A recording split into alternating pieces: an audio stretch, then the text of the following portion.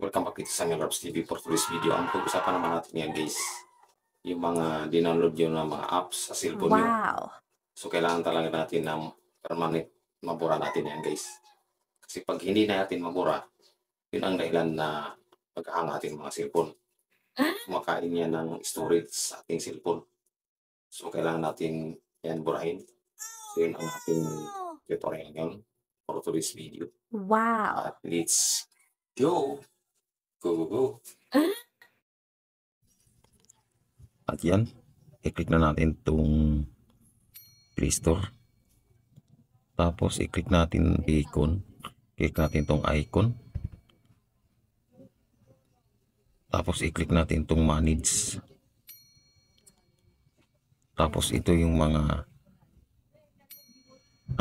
apps na nandyan lang, nakaipon. Hindi nabubura. So, yun ang sinasabi ko guys na kailangan nating burahin yan. Sa dami yan. Binilang ko nga lang yan. Nasa ano yan guys eh. 52 apps. Yan. Isa-isahin natin yan. Paliparin natin yan sa Mars. Tingnan mo guys. So, ang laki ng MB nang nakain nila. Oh. Bawat apps may MB yan. No? So, kaya ito ang dahilan na halos hindi na mapindot ang ating cellphone. Kailangan magkulay blue yan lahat. Burahin natin yan lahat guys. Yan sinasabi ko sa inyo, sagabal yan sa ating cellphone. Yan ang cause na naglalag kasi kumakain ng imbiyan. Meron pa. Magdulat yan at pindutin natin tong remove. Ayan. Ayan. So, okay na guys. Wow. Nalinis na natin ang ating cellphone. Ganun lang guys ang maglinis ng ating cellphone.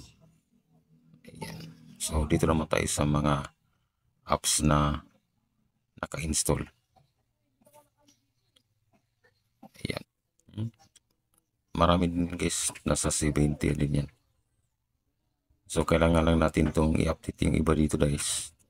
Kung hindi pa natin na-update para smooth na spot ang ating mga cellphone. Wow. Ayun lang muna for today's video. At thank you for watching. At kung may natutunan kayo dito sa ating video, huwag sana niyo akong kalimutan na i-follow ko sa Facebook. At i-subscribe niyo ako sa YouTube. At i-follow din ako sa TikTok. At i-follow na rin niyo ako sa Bigo. Ang bagong apps nating kasama na rin natin tangkilikin. Thank you so much for watching.